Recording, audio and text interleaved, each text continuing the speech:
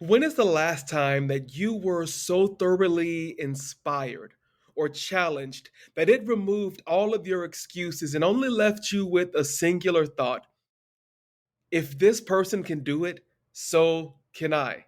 Well, in today's episode of the Pep Talk Podcast, the guest that I'm bringing to you today has a story that is so phenomenal with how he's overcome the challenges in his life that it removed the mental blocks and the obstacles for me and even had me thinking, wow, I need to quit making excuses and get busy. And I'm believing that it's going to do the same thing for you. Welcome to the Pep Talk Podcast. I'm your host, Coach Jay, a life coach in DFW. And the mission of this podcast is to cheer you on and to coach you up. But first, I have a question for you. Have you had your dose of pep today? No? Don't worry. I've got you. Let's go.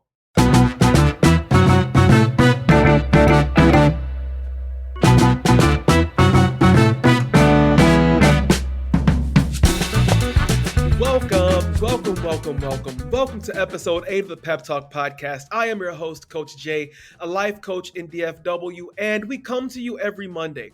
So happy to be able to continue to do that because you know what we do here. We want to be your biggest cheerleader, but we also believe in you, and so we come to you on Monday with topics and encouragement that will hopefully get your week started on a good note. That's why we post on Mondays. We don't bemoan Mondays. We're excited about Mondays. We say thank God it's Monday because it's another week, another day, another opportunity for us to continue to elevate. And so it's with that purpose in mind that I'm so glad that you're with us today. If you're new to the podcast, please hit the subscribe button. If you're on YouTube watching, hit the notification so that you are aware of every post that we have coming out. You can catch up on the podcast. But listen, today's episode is special. The guest for today's episode is Fletcher Cleaves, otherwise known as the Wheelchair Nomad. And if you've never heard his story before, then you are in for a treat. I mean, I am so glad that he made time to appear on the podcast, and the conversation that we have, I think is a special one, and I think it's going to remove your excuses, and I think that you're going to see as he's overcome the challenges in his life, I think that it's going to cause you to look honestly and soberly at maybe the ways that you've restrained yourself and held yourself back over the years. And so I think that this interview is going to be it's going to be a moment for some of you who are listening. It's going to be a moment where you can look back at your life and you can see that there are ways that you can push through the blocks that you are currently encountering, the obstacles that have kept you stuck for so long, because being stuck can often be a mindset issue. And we want to remove those blocks for you. We want to help you remove those blocks so that you can be free to elevate and become the you that you were created to be. As Fletcher's going to say in this episode, the sky is not the limit. And when he explains it, it's going to open your eyes. It's really going to open your eyes. But before we get to the episode, I want to keep encouraging you all to leave your ratings and reviews. It helps people to find the podcast. And I believe in the message and the mission of this podcast. And I hope that you do too. And I want you to share it with your friends, share it with your family. If you're watching us via our YouTube channel, please hit the notification button, hit the subscribe button, and share it with your friends and with your family. Because again, I believe in what we're doing. I believe in you and in your capacity to be a hope dealer, right? And to be a dealer of pep to everybody that you come into contact with. This is not just a podcast. This is a way of life. So, with that being said, the next voice that you hear is going to be the interview between me and Fletcher Cleaves. And then I will be back at the end of the interview for some closing thoughts and to close out this episode. So I'll see you then. Enjoy, and I really do mean enjoy this interview. Be back later.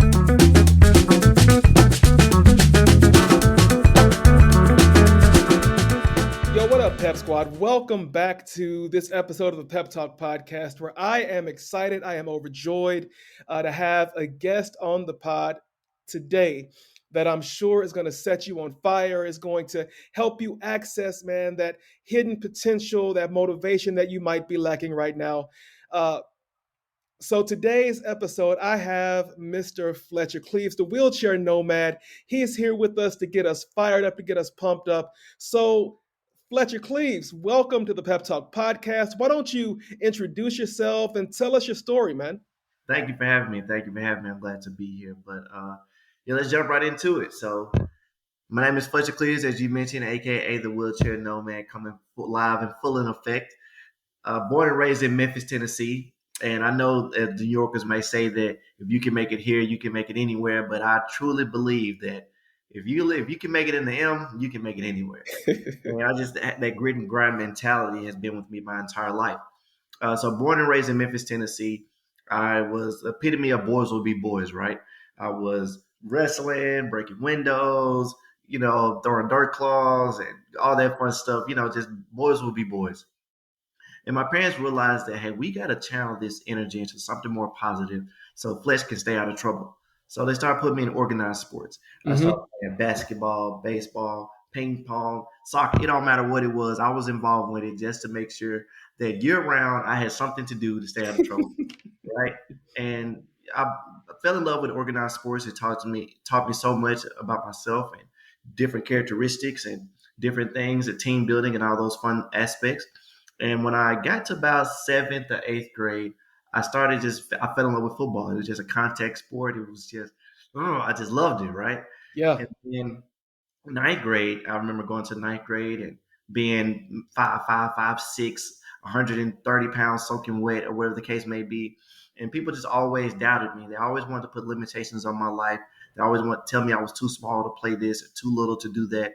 And what limitations they were projecting on me is basically the limitations they thought about themselves. Like, oh, I Mm-hmm. can't do it, so Fletch must can't do it. And that was completely wrong. And I used that to fuel my fire, so to speak. And I fell in love with football in about ninth or 10th grade. I kind of realized like I'm kind of better than everybody else. Like this is my thing, right? And I remember vividly going into varsity, my 11th grade year. My dad pulling me to the side and said, "Hey, look here, son. If you get a full scholarship and I don't have to pay for school at all, we will get you a car for graduation." And that's Mm. all I needed to hear. I was super excited. That's all I needed to hear, baby. And I just started balling out. I had incentives now. I had different incentive to ball out. Of course, I wanted to win the game, but that little extra that I'm gonna get a car was always in the back of my head Oh, yeah. when I was scoring those touchdowns, right? And I was blessed enough to receive a football scholarship. And then right after high school, I graduated in May of 2009, and I wanted to get my body in the best shape because I knew it was going to be um, a rigorous journey, so to speak. And I just left like 3 days after graduation. I went to go work out with my summer team and all that fun stuff, and my personal trainer and my strength and conditioning coach to get my body right for the upcoming collegiate season. And it worked. I ended up gaining 25, 30 pounds before the season even started. I'm bigger, stronger, faster. I'm kind of feeling myself. I'm feeling good about myself. And I was blessed enough to be one of the true freshmen to play on the traveling squad, so to speak. And I made the team, and it just was fire in my eyes. Right, I was just all my hard work is paying off. All my hard work is exactly where I wanted to be, and I made it. I made it. I'm a true freshman playing in my collegiate team. I'm traveling Yeah. with the team. I'm super excited. And our first game was against Georgia State. It was, I want to say, mid September, but unfortunately, on September 10th, 2009, my roommate and I, Dane Mullins, were leaving Buffalo Wild Wings, watching the first NFL game of the season, the Hall of Fame game. It's kind of like a scrimmage, how it may go. And we go back to the dorm. On the way back to the dorm, there's this lady texting and driving, not paying attention. And she runs Dane and I off the road, and we flip into it. We hit a guardrail, flip into a ditch. And once we flipped into that ditch, the car flipped and caved the roof in. And when the roof caved in, it broke my neck in two places, and I was paralyzed and knocked unconscious immediately.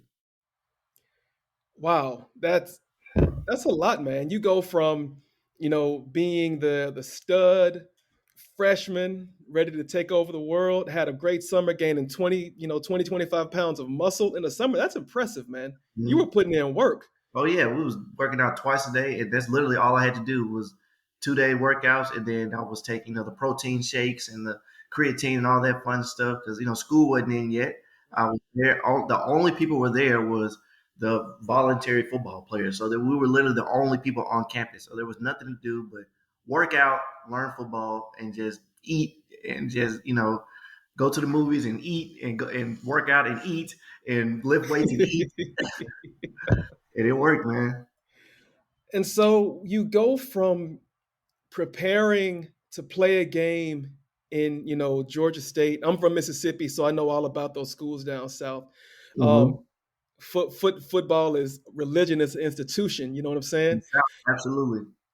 Um, but in a matter of moments, you go from being excited for a game to your life changing forever. And I guess where I want to know is, you know, where did your mindset go? Because here you were, a freshman ready to take over the world. You had that dog mindset in you.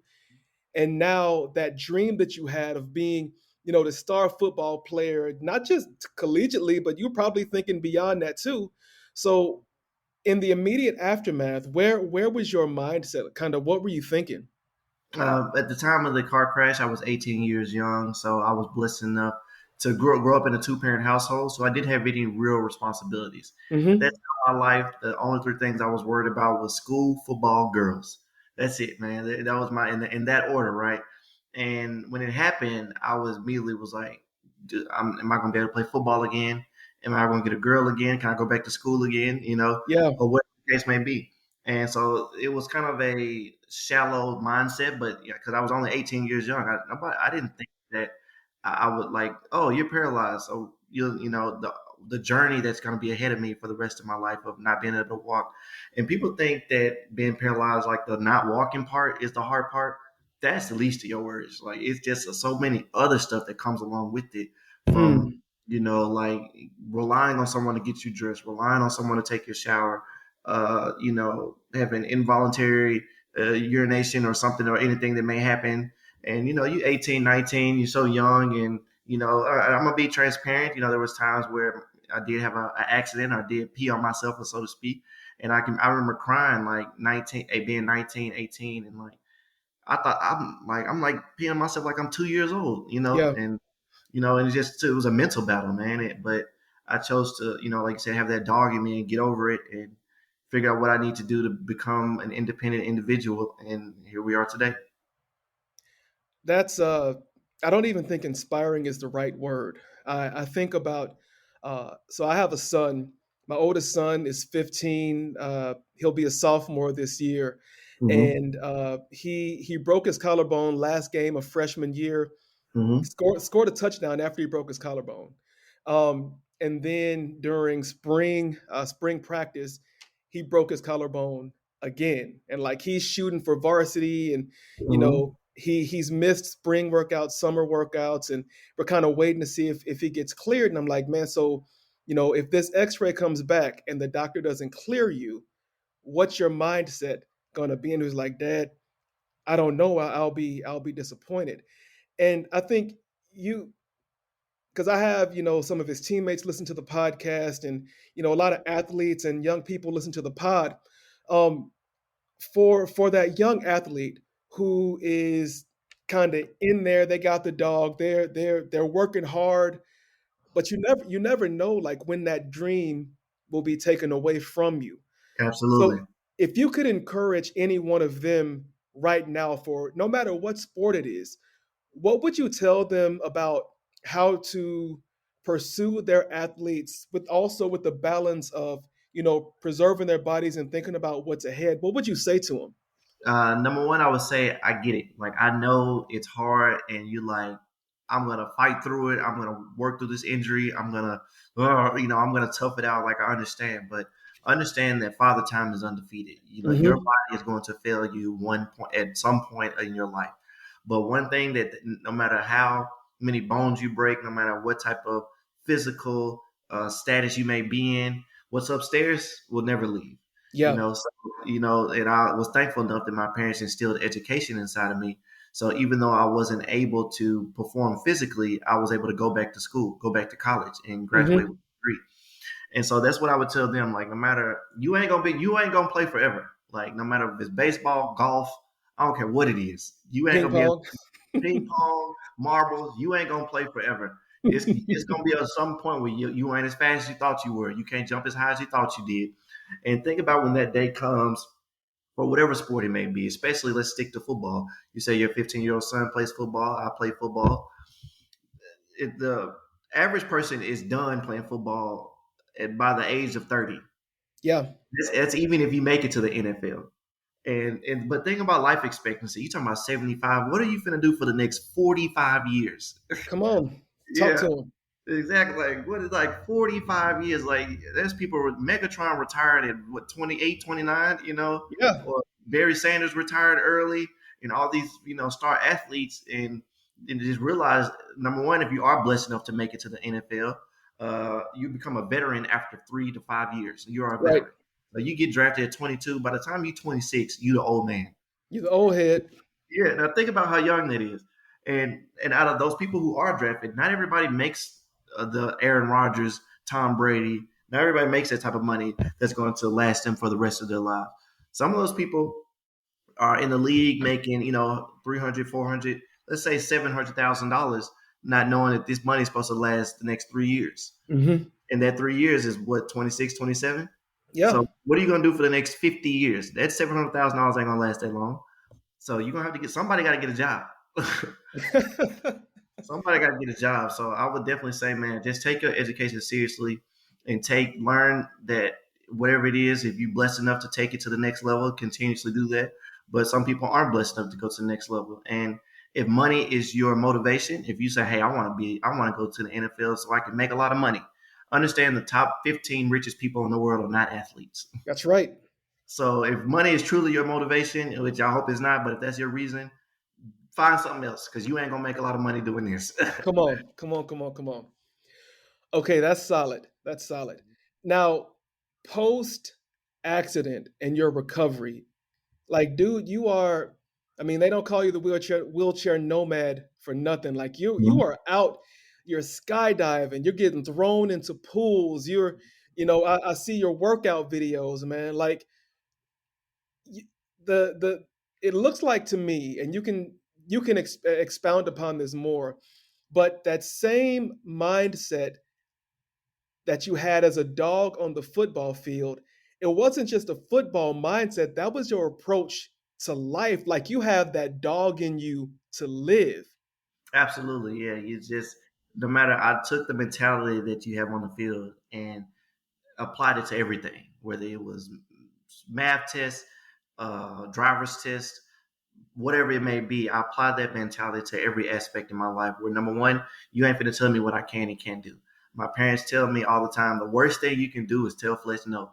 Tell Fletch he Mm, can't do something, and he gonna make it his mission to prove you wrong. that's And dope.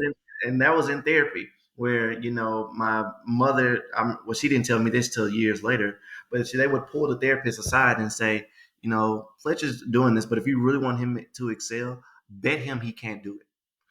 So the therapist would come in and say, like, yo, Fletch, I bet you can't get your shirt on in under 30 seconds. Who you talking to? I'm about to show you. Mm. You don't know me. And I would, even if I didn't do it, I would, let's do it again. Let's go again. Try it again. I got it. I got it. It'd be 32 seconds. I get under 30. And then I would do it. And it'd be like, told you I could. And then, this is that.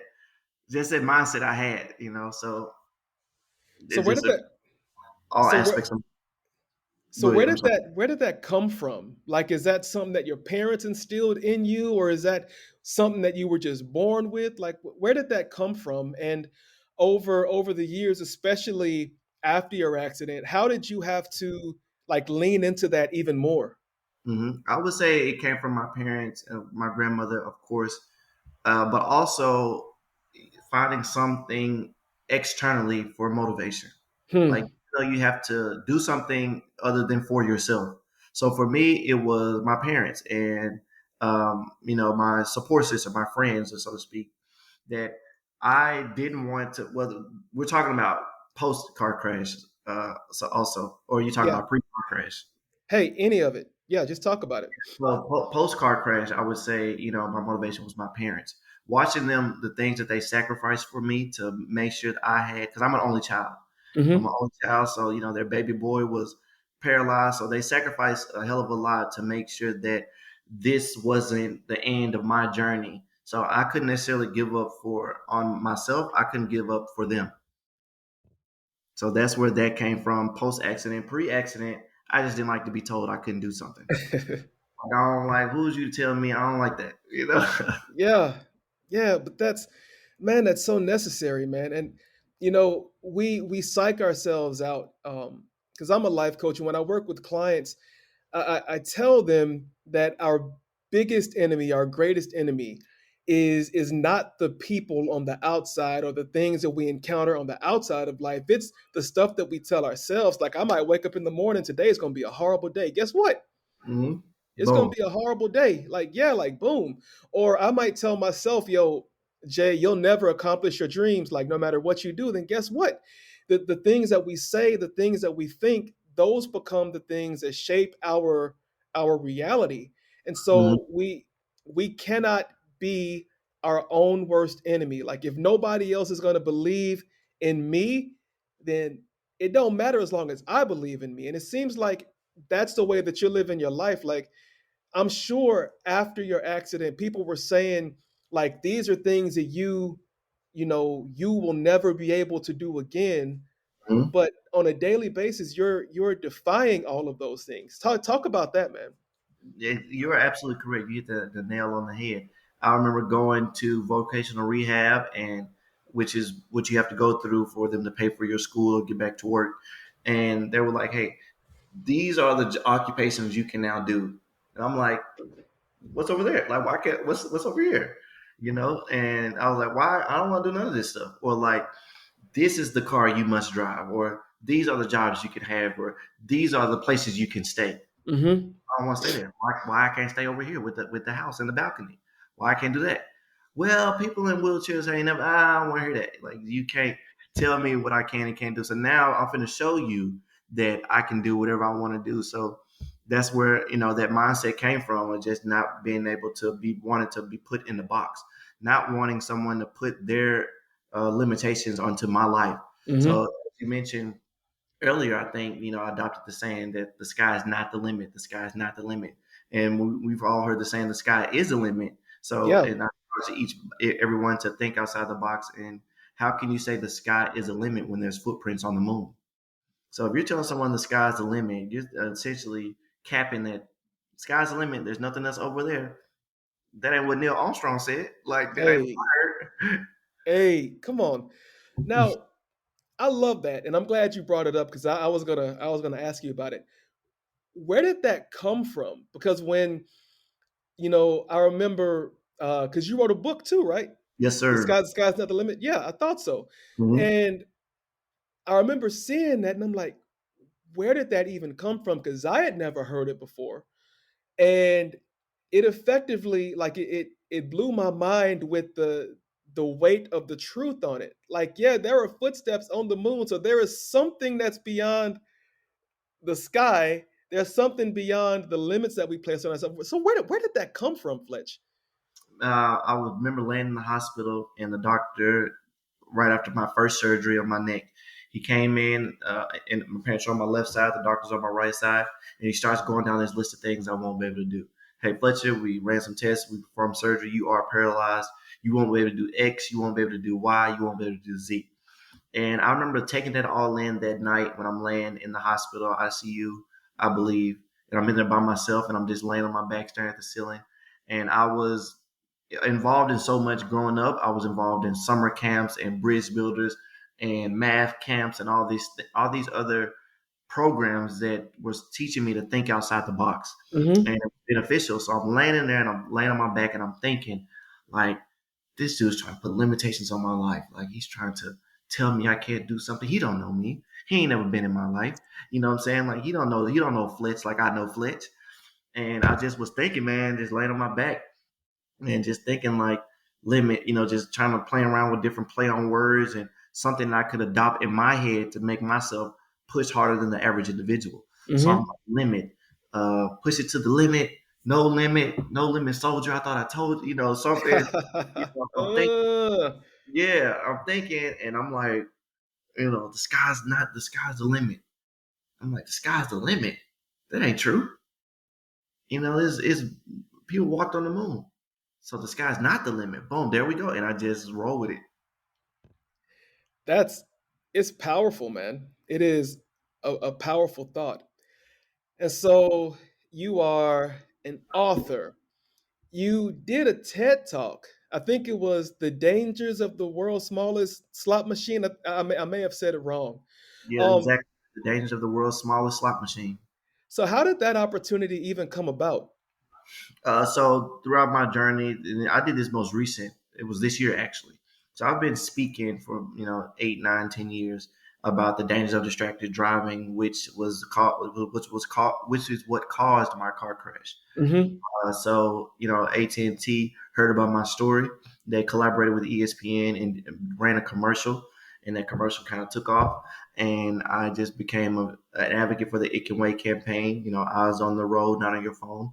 And I just started speaking to a lot of youth and a lot of individuals about the dangers of distracted driving. And somebody approached me about doing a TED talk, and I was like, yeah, sure. Like this is a powerful message. And I came up with it. I worked with different researchers in Hmm. the distraction field or the cell phone field. And I remember one of the researchers saying that when you get a notification, uh, how connected we are with technology, your brain releases endorphins as if you've hit the jackpot. So, Yeah, like, you've been, you're walking down the street and you feel your phone vibrating, or you left your phone in the kitchen and you hear it ringing. But you run up, oh, gotta go. Who is that? Who is that? Gotta go get it. yeah, Like we have yeah. this fear of not being connected, and so when we get a notification, our brain wants to check it. And so the same endorphins are released as if you hit the jackpot. So essentially, a cell phone is the world's smallest slot machine. Mm. That's a great metaphor, man. All right. So you are high energy, you are highly motivated, you're out here living life to the fullest. Can you tell me what did you ever have a moment or when was the moment during your recovery where you were just kind of like, man, bump this. Like this isn't what I wanted my life to be. Um or maybe you didn't have that moment. Did you ever have a moment like that? Where as far as like the disability aspect, or this is not what I want Yeah. my life to be, yeah, absolutely. And that was quick. When I came home from therapy and I was sitting at home and I was getting a little disability check, and I was like, what do y'all do every day? Like I did that for 3 months. I was like, I can't do this. This is ridiculous. Like what people just sit at home and watch TV and just collect disability. Like I can't do. At the time I'm 19 years old, 20 years old. I got that fire light, and I'm watching my friends on Facebook live the freshman life, and Hmm. they're going to PC Panama Beach, and they're going to spring break, and they're doing all the fun stuff, all the stuff that we dreamt about in high school, saying we can't wait to get to college. They're doing it, but I'm sitting at home watching it. I said, "Oh no, this ain't for me. I got to get back out there." Yeah. And I was like, "What? I need to get back to college. I got to get around some people. I gotta because I'm an extrovert. I got and just sitting in a room all day watching TV and just waiting on my parents to get home. And I'm sitting there with a nurse who is I'm 19 and she's 50, and we have nothing in common. Like we just talking, she talking. I'm like, lady, I don't want to hear this all day. I gotta go. I want to get out of here. So that was the epitome. That was quick. It didn't take long for me to make that switch. Okay. All right. So what does it take then for somebody to make that switch? You it seems you have the natural inclination, but I know it's not natural for everybody. Mhm. Um, so to the person out there who's listening, who they feel stuck in that, my life is never going to be anything more than what it is now kind of phase. Like people, I mean, people get stuck there.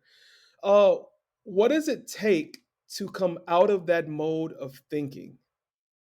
I think it. So we can come out of the mode when we don't have an option. So like for me, so to speak, like when you don't know what you're gonna do until you have no other option. So when I Okay. was faced with the adversity I was faced with, to me, I had no other option. Like it was Okay. either go back to school, because sitting at the house wasn't an option. So if somebody's out there dealing with something that if they feel stuck, I would say, understand this. I have been around the world. I've traveled to place and seen face to face. But one thing I've never seen is a cloud stay over one person's house for an extended amount of time. And what that means is that whatever it was raining, or you might be faced with a cloud right now, it too shall pass. There is sunshine at the end of the rainbow. So it's going to be over one day, and it's going to be, your adversity is going to be over. But it doesn't mean give up now. Don't give up while you're still in the storm. Adversity happens to everybody, but it's not what happens to you that defines you. It's how you respond to it. How are you going to respond when you get laid off? How are you going to respond when you break your collarbone? How are you going to respond when you get a divorce, or whatever the case may be? And you're going to respond in a positive manner, or what you're going to do. And my football coaches used to tell us all the time, the man who says they can and the man who says they can't are both right. Which one will Mm-hmm. you be? Mm-hmm. Which one will you be? You said a whole bunch there, man. That's a lot to digest. But Pep Squad listeners, I hope that you are hearing this and that you're taking notes, because he's giving you the blueprint. I've got to go back to eliminate the options, because man, for too many of us, and I know you see it out there too, but for too many of us, quitting is an option. Failure is an option. Like not accomplishing our dreams is an option. But when you get to a point where you eliminate those options, dude, you could have easily said, I'm going to eliminate the options to become the wheelchair nomad. Mm-hmm. I'm going to eliminate the option to write a book or to speak to youth. And then your reality really would have been your reality, but you eliminated the option that said you were going to stay stuck where you were for the rest of your life. Couldn't do it. And you know why quitting is an option for most people? Tell me why. Quitting is an option for most people because you don't work hard enough. When you Mm, when you work hard and you put it in and you work your tail off, if you put blood, sweat, and tears in it, you're not giving up. So it's easy to quit when you it's easy to quit the football team when you've only been in two practices. It's oof. it's easy to get a divorce when you've only been married for 6 months. It's easy, but my parents were married 40 years. God forbid, people go through. It happens, but when you put in the work, when you have sacrificed so much, when you have done all the things, when you put in the blood, sweat, and tears, you're not giving up. You know, Amen. you're not giving up. A lot of people, you see, drop out or college graduate. You think they're dropping out 2 weeks before graduation? No, they're not dropping out 2 weeks before graduation because they didn't did the hard stuff. Yeah. Yeah, that's facts. Um, yeah, man. I remember when my wife and I got married, the one thing that we said up front was that divorce is not an option. She said, "I'm not quitting you, and you not quitting me." And we Mm-hmm. just celebrated 20 years of marriage, 22 years together, because Congratulations. no, thank you. We trying to hit that 40 piece like your folks, and her folks have been together, 50 years. But when Mm-hmm. you eliminate quitting as an option, it opens up so many more. It just opens up so much more in life. And so I'm glad you talked about that, and I'm glad that you are giving this to youth, because as a teacher, I see that so many youth come into school or come into life with this whole idea that quitting is cool, that quitting is an option. Like if I don't like this, I'm just going to, act a fool and get kicked out of class, or I'm just going to, I'm going to get kicked out of school and I'm going to hit the corners. Like quitting Mm-hmm. is literally an option for so many youth in this generation. And you were quite literally challenging that and telling them, dude, it's not in the quitting, it's in finding ways to succeed that your life is going to be what you want it to be. Yeah, anybody can quit. It doesn't take nothing to quit. What does it take to quit? Just stop doing it. That's just easy.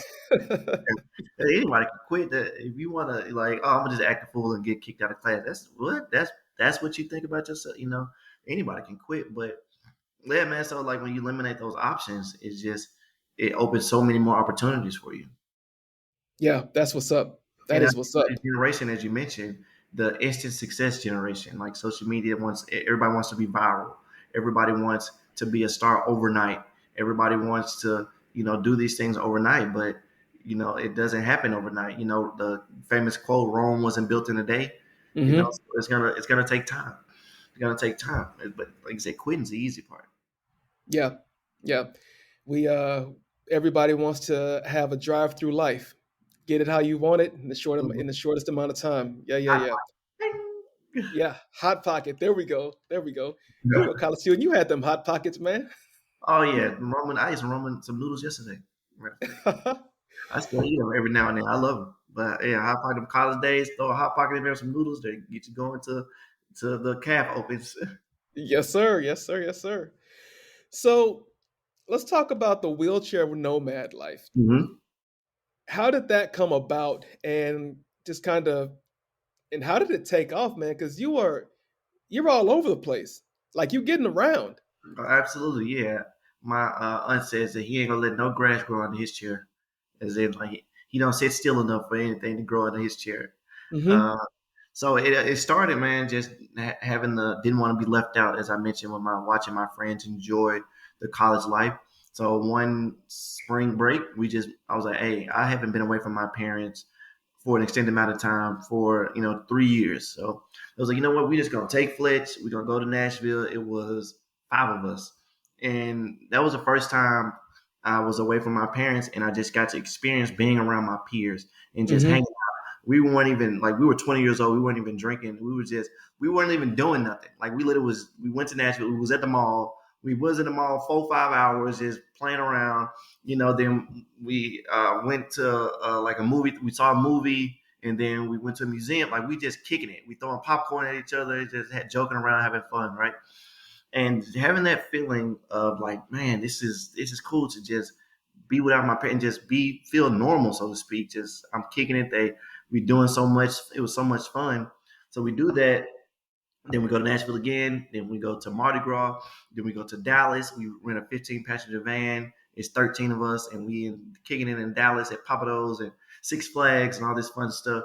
Yeah. We start, and then we go to Vegas, and then we go to like we just kept expanding, expanding, expanding. And I'm posting pictures of myself, just doing stuff in Six Flags. My boy picking me up, throwing me in the roller coaster. We get, we just they're just my support system is. I always say that my support system doesn't allow me to have a disability. So with that, Okay. it's like we gonna do whatever Flesh gonna do whatever he want to do because we gonna make sure of it. Like nothing is inaccessible as long as it's safe, of course. As long as it's safe, we gonna do it. And I'm posting pictures, and I look at my financial situation. And I'm like, dude, you've been to Vegas 3 times this year and Miami. I wonder how much a plane ticket to Italy is. I looked Hmm. it up. Like, not bad. So a couple of my friends was like, yeah, Flex, we can shoot to Italy. And then somebody was like, hey, Paris is only an hour plane ride from Italy, from Rome. Really? Book it. So we booked that. And then somebody was like, hey, London's only a 2 hour train ride from Paris. Come Really? on. Book it. So we booked that. And then my friends were like, all right, Flex, stop. Because we're going to be over here 2 months messing around with you. And and so I'm posting these pictures, and I'm doing these things, and I'm posting in these travel groups, and it's just me. I never meant to be an inspiration. I'm just as everybody else was doing, posting pictures of their vacation, posting Hmm. pictures of their friends, and I just happened to be in a wheelchair, and I was like, man, this dude's in Paris, this dude's in London, this dude's in Dubai, this dude's in all these places, and somebody was like, dude, you're like a nomad, and just me being the jokester I am, I'm like, yeah, I am. I'm like a wheelchair nomad. And I Boom. started posting, the wheelchair nomad and the DR coming up, the wheelchair nomad in Dubai, in Abu Dhabi, the wheelchair nomad. And I'll never forget, it was the Taste of Chicago. I've probably been posting the wheelchair nomad tag for about 2 years, just tagging along. Yeah. And my cousin and all my cousins, we go to a nightclub that night. We pull up to the front of the nightclub. They get my chair out. They pick me up, put me in my chair. We get situated, get my cologne on, everything. And a lady comes up and was like, "Excuse me, are you the wheelchair nomad?" I'm like, Hey. "How did you know that?" She was like, "I have seen so many of your posts. Can we please take a picture?" And that's when I knew it was a real thing. I was like, "I got to keep doing it because people are watching." Incredible. What's been your favorite getaway spot? My favorite vacation, I have a couple for different reasons. Rome, the best food other than my grandmama I've ever had in my life. Rome. I don't know what they put in their food, but I think it's just because everything is so fresh and Hmm. like everything is just grown. We went. Somebody asked me. They was like, "Hey, when you go over there, go to a little grocery store, a little market, and ask for seedless grapes." I'm like, "Why?" They was like, "Just do it." So of course, when I get over there, I ask, uh, "Hey, can I have some seedless grapes?" And they were like, "What is that?" Like, what is seedless grapes? Because we're so used in America to everything being genetically formed. Like, we forget Right. that fruits have seeds in them. Yeah. Seedless watermelon. What is that? you know. So Rome would be for food and history. Just the Vatican and the history of Christianity. That was pretty dope. But Dubai probably like nightlife and that just it's a modern city built in the middle of the desert. So Right. everything is new, fresh. They got the fanciest everything. So that was Yeah. probably the coolest place I've been so far. And so what's on your I want to go bucket list? Like what's some places that you really want to hit? Yeah, so I really have a life goal to see all eight wonders of the world, and Hmm. I want to take a picture by each one of them and just put it and blow it up in a collage and just look at it and say, man, like I did it. I've seen two so far, so I got six more to go, and I'm just trying to knock those out one by one while still enjoying the domestic locations I've never been to as well. Like I've never been to San Antonio, I've never been to Portland, never been to Boston. So Hmm. trying to still accomplish all of those while having the lifelong goal of seeing all eight wonders of the world. That's crazy, man. It seems like your life has just expanded into exponential ways. Um, I don't even know if you ever imagined that all of this travel and all of this culture and history might have been in your future back when you were 18 years old, just worried about football and the girls, huh? No, I knew I wanted to because I was always my parents are always contest. Fletcher didn't like to be babied. He always wanted to be independent. They told me stories about you hold your child's hand when they cross the street, and I hated that. Like Yeah. I just never wanted to. I knew at 18 that I wanted to go venture out and explore the world. Like I didn't want. I want to move out. I want to move to a big city. I want to Hmm. experience that. But I didn't know it was going to be to this magnitude. That's awesome, man. The sky truly is not the limit. Absolutely. You said what you said, man. What's your Well, your story is inspirational, and I think that you have said something today for every person. I think you can't listen to all of this and walk away with the exact same mindset. I'm even taking mental notes now, Mhm. and I'm looking at my own self and limitations that I may have placed on myself. And you're challenging a lot of things. People self sabotage. People have faulty beliefs about who they are and what they can do. And Mhm. I think in your work, man, you are systematically dismantling everything that we say that we can't do. And man, that's the work, and I appreciate it. Everything you ever wanted in life is on the other side of fear. Yeah. Like everything you've ever wanted in life is on the other side of fear. And people think that Fletcher's such a motivation and he's done all these things, but I still am going through adversity myself.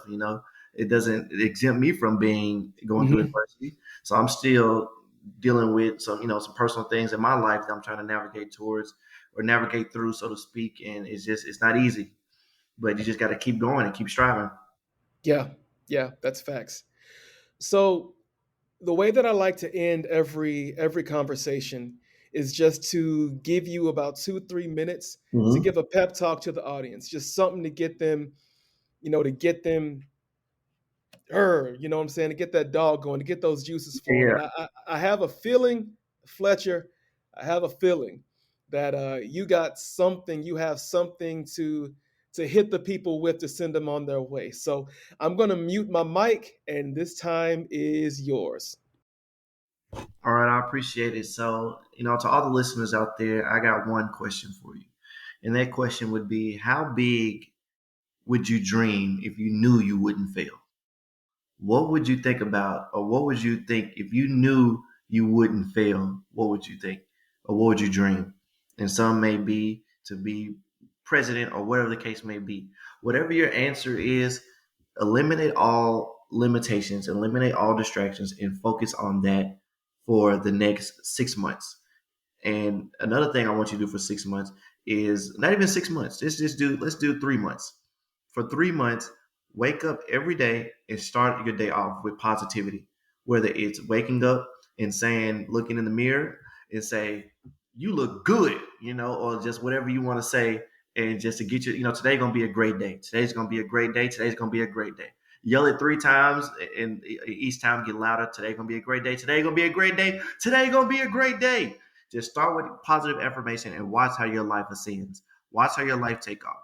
Because the goal, and what my goal is to have a great day.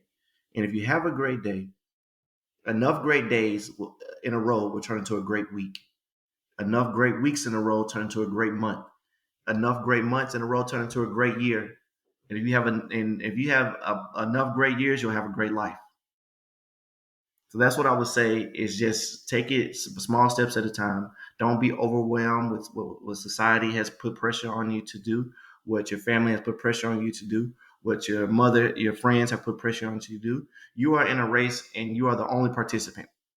So go as fast as you want, as slow as you want, but the goal is to never stop moving.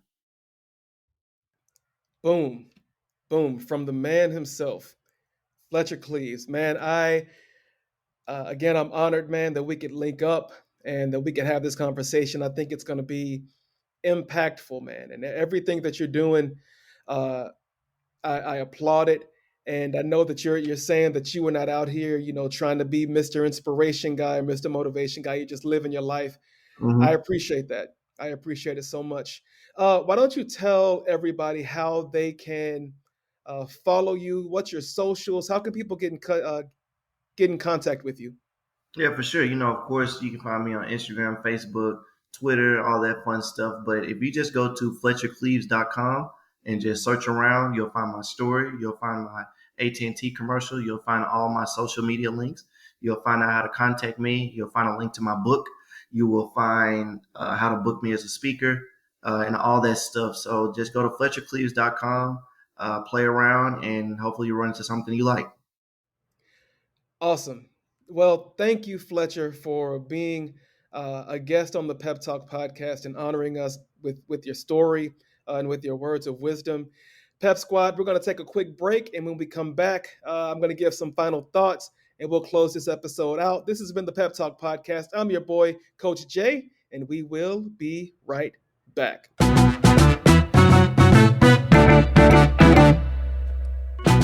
All right. So, if you're not trying to pick your job off of the floor after that interview, I need you to go back and listen to it again. I don't have enough adjectives in my vocabulary to adequately explain just how he's like gasoline. He's like an accelerant. And one of the things that I love about what he had to say over the course of the interview, when I asked him, what would you say to people who feel like my life is never going to change or whatever? Because I hear that from people a lot, right? And what he basically said was, when you don't have any other options, then you don't have a choice. I think for way too many of us, we have other options, right?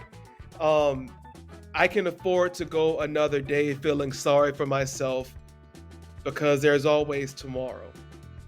I can, afford to put off chasing my dream because at least I'm lucky to have a job. But when you don't have any other options, when you are desperate, I think it was the hip hop preacher who said that when you are as desperate for success as you are desperate for your next breath, then you will be successful. It's kind of one of those things where when your only option is to be successful, when your only option is to change your life for the better, when your only option is to go after your dream and get it, not just go after it, but bring it back in hand, when that's your only option, then making the changes that you need to make become that much easier. Changing your mind becomes that much easier because that's all you have. Y'all, we make options for everything. If this doesn't work out, then I can go do this. If that doesn't work out, then I can go do that. But when you don't have options, you put yourself in a position, you force yourself into a position where you got to make this work. This is all that you have. And Fletcher's life, since his accident, his singular focus, not having another option. I mean, honestly, he did have another option. He could have just said, I'm just going to be in my wheelchair and I'm going to, let people take care of me, and I'm going to not have the kind of life that I've always wanted to have. But if anything, y'all, Fletcher being in the wheelchair put him on a million. I mean, he never once thought about just giving in and dying. What he really leaned into heavily was living life to the fullest, going after everything that he wanted, becoming a world traveler, becoming an in-demand motivational speaker. And if you haven't heard of him yet, please believe, trust and believe that you will be hearing about Fletcher soon. Because for him, the sky is not the limit. And for you and for me, our biggest takeaway from this conversation has to be that whatever we think the ceiling is, that's not the ceiling. There's always something above it, something more that we can be pushing for, something deeper that we can be pressing for, more work that we can be doing to elevate. There's always a next level. And as long as we are motivated and as long as we eliminate every option that would give us the comfort of not continuing to push upward, then we will get where it is we desire to get. And so I challenge you. Eliminate the options and make your desperation for success as desperate as your next breath. Tell yourself, this is what I have, I've got to make it work. This business idea is what I have, so I have to make it work. This mindset change is what I have, so I have to make it work. I need to hook up with a coach. I need to hook up with a therapist. I need to change my environment. I need to change my surroundings. I need to change the way that my mind works. In my Facebook group, we're doing a 30-day affirmation challenge that is geared toward changing the way that we think. Maybe you need some of that in your life. The link's in the show notes. But y'all, there are changes that we have to make. And after listening to this episode, I hope that you feel inspired to make those changes and to change your life. And if that's the case, I know Fletcher's gonna be happy. Y'all, if you were listening to this and you are booking speakers for any sort of event, look up Fletcher Cleaves. Look him up. I'll have his YouTube handle on the show notes. Look him up and book him immediately. You will be glad that you did. All right, so that is all that I have for episode 8 of the PepTalk Podcast. Y'all, thank you for rocking with us in this episode. I'm so glad that you chose to spend a part of your Monday with us. And I know that this is a little bit of a longer episode. I'm not sorry about that. We needed every bit of this to start our week off. And I hope that you're on fire. And I hope that you carry that fire with you into your workplace. I hope that you carry that fire with you into your dream space. I hope that it's helping you to set and crush goals this week. And I hope that it's pushing you to do more and to be more and to challenge people around you to do and to be more as well. Y'all, this has been episode 8 of the PepTalk Podcast. I'm your host, Coach Jay. Follow us on our socials. Leave a rating, leave a review. Y'all, I challenge you to get involved and to join us as we continue building a movement of motivation, inspiration, and encouragement. And if you're looking for a life coach to help you get started along the pathway to transformation, I'm your guy. I've got you. Hit me up and let's get to work. All right? All right, so the way that we always end it, y'all, is to keep it love, to keep it light, and to keep it happy. This has been the PepTalk Podcast with your coach, Jay. We'll see you next week. Y'all be blessed. Peace.